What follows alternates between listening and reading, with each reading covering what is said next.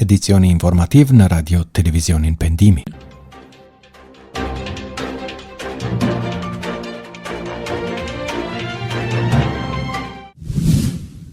Titujt kryesor për edicionin e sotëm. Sërish probleme me rrymën, situata energjetike në Kosovë paraqitet jo stabile. Aksident në fushë Kosovë, 85 vjeçari humb jetën pas goditjes nga një vetur.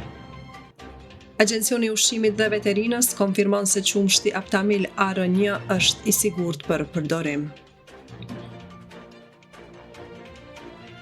Përshëndetje të nderuar dëgjues dhe shikues të Radio Televizionit Pendimi, fillojmë këtu me edicionin e lajmeve për ditën e sotme 26 dhjetor 2025. Unë jam Lulita Beqiri. Edicionin e fillojmë me lajmet nga vendi. Dy termocentralet Kosova A dhe Kosova B prej disa dekadash sigurojnë furnizimin me energji elektrike të mbi 1.5 milion qytetarëve të Kosovës. Sipas qeverisë, në detyrë për të arritur sigurinë e furnizimit me energji përballë rritjes së nevojës së qytetarëve për rrymë, për renovimin e tyre vetëm më 2025 janë ndarë miliona euro. Megjithatë, ulja e temperaturave atmosferike, dyndja e diasporës në Kosovë përgjatë fundvitit bën që të përsëriten problemet me furnizimin me rrymë. Ish ministri i energjisë i Kosovës Ethem Çeku thot për Radion Evropa e Lirë se thelbi i krizës qëndron te mungesa e investimeve kapitale në sektorin e energjisë dhe te pamundësia për të tërhequr investitorë të mëdhenj, prandaj çmimi i rrymës do të rritet vazhdimisht. Ndërsa sa i përket planeve për të ardhmen në mënyrë që të zgjidhet problemi i furnizimit me energji elektrike, Kosova miratoi në marsin e 2023 strategjinë për energji 2022-2031. Përveç renovimeve të termocentraleve aktuale, prioritet kanë burimet e ripërtëritshme prej të cilave pritet të gjenerohen 35% e energjisë elektrike pas 10 vjetëve. Për më tepër, Kosova nënshkroi edhe një marrëveshje për heqjen e thëngjillit nga përdorimi deri më 2050. Në këtë drejtim, qeveria e Kosovës prej vitit 2022 ka ndarë subvencione për qytetarët që blejnë pajisje eficiente për ngrohje, klima, pompa termike, kaldaja me biomas, mirë po ekspertët vlerësojnë se ky vendim nuk ishte menduar mirë sepse vetëm e ka ngarkuar edhe më tepër rrjetin energjetik. Një aksident me fatalitet ka ndodhur mes natën e së enjtes në rrugën Shefki Kuleta në fushë Kosovë, me që rast 85 vjeçari ka humbur jetën si pasojë e goditjes nga një vetur. I aksidentuari Isuf Obrazhda, si pasojë e lëndimeve të rënda, është dërguar për trajtim mjekësor në qendrën klinike universitare të Kosovës, por me gjithë përpjekjet e stafit mjekësor në orët e mëngjesit, ai ka ndruar jetë, njofton Klan Kosova. Bëhet e ditur se me urdhër të prokurorit kujdestar, trupi i pajeti viktimës i është dorëzuar familjarëve, derisa rasti është duke u trajtuar nga organet kompetente si aksident komunikacioni rrugor me fatalitet.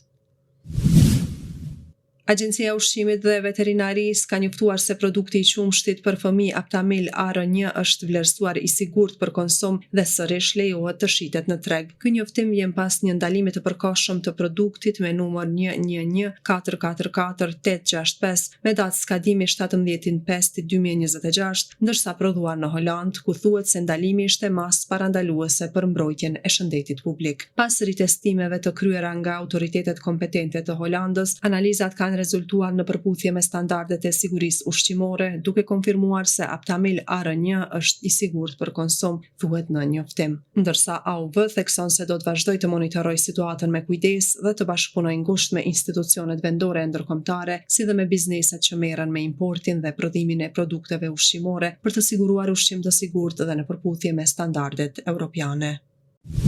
Miftiu i Republikës së Kosovës, Naim Efendi Tërnava, priti në takim afaristin e njohur në Gjermani, Urim Hoxhaj. Kryetari i Bashkisë Islame të Kosovës, Miftiu Naim Efendi Tërnava, priti në takim afaristin Urim Hoxhaj, i shoqëruar nga imami dhe kryetari i Unionit të Qendrave Islame Shqiptare në Baden-Württemberg, Hoxh Muhammed Havolli. Në këtë takim u diskutua për forcimin e bashkëpunimit ndërmjet Bashkisë Islame të Kosovës dhe diasporës shqiptare, si dhe për mbështetjen e projekteve fetare, arsimore dhe humanitare në Kosovë. Miftiu Tërnava falenderoi Mërgatën për kontributin e saj, ndërsa zotri Hoxhaj shprehu gatishmërinë për vazhdimin e bashkëpunimit. Vazhdojmë me lajmet nga rajoni. Arrestohet zjarfiksi shqiptar për dorëta lokalin për të shitur drogë. Një zjarfikës në qytetin e Pogradecit është arrestuar nga policia pasi përdorte lokalin që kishte në administrim për të shitur drogë. Në pranga ra 54 vjeçari Luan Sulstarova, ndërsa në lokal u sekuestrua një sasi lëndë të narkotike e dyshuar kanabis dhe një shumë parash që i posedonte i arrestuari. Shërbimet e policisë gjetën një sasi lëndë narkotike, një pjesë e së cilës i është ndarë në doza gati për shitje, një shumë parash e cila dyshohet të jetë siguruar nga ky aktivitet dhe 2 telefonat e dorës, të cilët u sekuestrua në cilësinë e provës materiale. Materialet procedurale ju referuan prokurisë së Korçës për veprim të mëtejshëm, thon policia, raporton A2. Më njëherë pas arrestimit me urdhër të drejtorit të përgjithshëm të shërbimit të zjarfikës, Arven Cara, Sulstarova u pezëllua nga puna. Mësohet se deri në përfundim të hetimeve dhe zbardhjes së plot të rrethënave, zjarfiksi do të jetë i pezëlluar nga detyra. Kallëzim penal ndaj një drejtorit të një shkolle në Gostivar, punësoj me mësimdhënës jo profesional. Departamenti për punë të brendshme në Gostivar ngriti kallëzim penal kundër A.se 64 vjeçar nga fshati Rostush, rajoni i Gostivarit, për shkak të ekzistencës së bazave të dyshimt për kryerjen e veprës penale, keq përdërim i pozitës dhe autoritetit zyrtar. Siç njoftohet nga MPB, në periudhën nga viti 2024 deri në vitin 2025, personi i kallëzuar si drejtor i një shkolle fillore në fshatin Rostush ka keq përdorur pozitën dhe autoritetin e tij zyrtar, duke mundësuar punësimin e kuadrave të papërshtatshme përkatësisht të mësuesve jo profesional që u japin mësim nxënësve në fshatin Rostush dhe mësuesve të klasave në fshatrat Velebrod dhe trepsisht që nuk i kanë përfunduar studimet.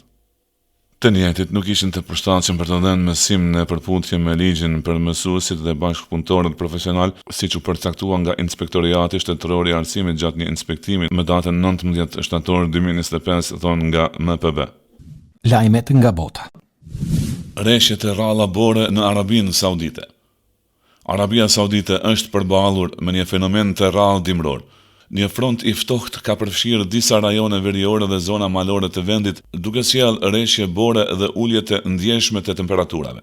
Bora është regjistruar kryesisht në rajonin e Tabukut, veçanërisht në zonat malore si Jebel El Laus, si dhe në disa pjesë të Hail El Jouf. Në disa lokalitete temperaturat kanë zbritur deri në -4 gradë Celsius. Ky fenomen i pazakont ka ngjallur interes të madh tek banorët, të cilët kanë shfrytzuar rastin për të bërë fotografi, video dhe madje për të provuar aktivitete dimrore si rreshqitja në borë. Meteorologët theksojnë se rreshtet e borës në Arabinë Saudite janë shumë të rralla, por mund të ndodhin her pas here në zonat e larta malore gjatë dimrit, kur kushtet atmosferike janë të favorshme. Rrëzohet helikopteri në Kilimanjaro të Tanzanisë, 5 viktima. Një helikopter u rrëzua në malin Kilimanjaro të Tanzanisë, duke lënë të vdekur 5 persona, than autoritetet civil të njëjtën. Ndërsa mediat lokale raportojnë se avioni ishte në një mision shpëtimi mjekësor. Të vrarët u identifikuan si një udhërefyes dhe një mjek, të 2 tanzanisë. Piloti ishte nga Zimbabwe dhe 2 turistë nga Republika Çeke, tha parqet kombëtare të Tanzanisë në një deklaratë, raporton Reuters, transmeton Klan Kosova TV. Helikopteri u rrëzua pranë kampit Barufu të malit të mërkurën, than autoritetet civile të Tanzanisë në një deklaratë të përbashkët.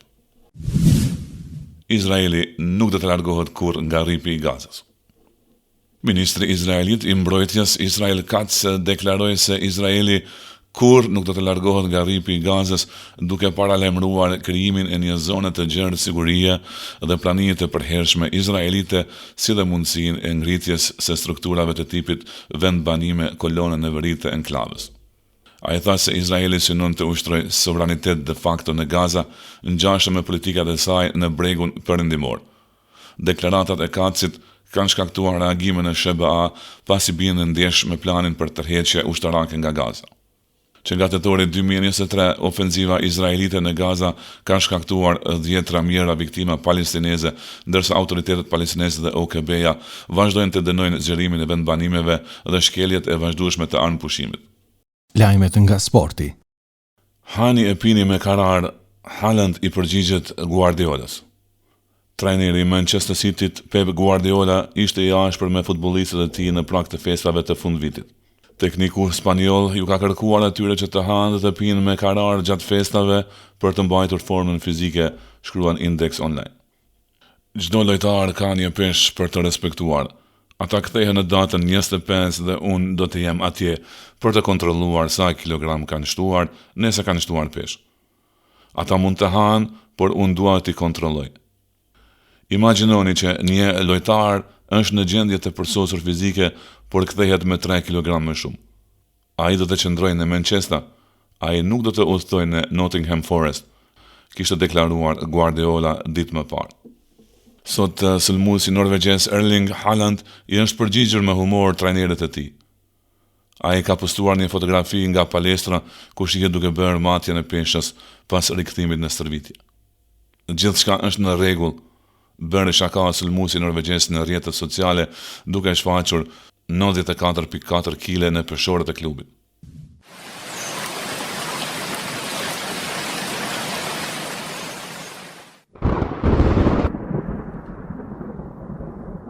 Parashikimi i motit. Parashikimi i motit për ditën e sotme të datës 26 dhjetor 2025. Të dhënat sinoptike për ditën e sotme mbi territorin e Republikës së Kosovës flasin për temperatura të ulta dhe më e larta për ditën e sotme pritet të arrijë në 3 gradë Celsius, ndërsa ajo më ulta do të jetë në 0 gradë Celsius. Territori i Republikës së Shqipërisë do të përshkuhet me mot të kthjellët kryesisht dhe me temperaturën më të lartë që do të arrijë në 14 gradë Celsius, ndërsa ajo më ulta do të zbresë në 7 gradë Celsius. Edhe territori i Republikës së Maqedonisë së Veriut do të përshkuhet me mot të vranët dhe me temperatura të ulta. Më e larta për ditën e sotme pritet të arrijë në 6 gradë Celsius, ndërsa ajo më ulta do të zbresë në 0 gradë Celsius. Kështu pra dëgjues dhe shikues të nderuar, kemi përfunduar me edicionin e lajmeve për ditën e sotme. Faleminderit për vëmendjen, vazhdoni të shoqëroheni dhe më tutje me Radio Televizionin Pendimi. Miru dëgjofshim.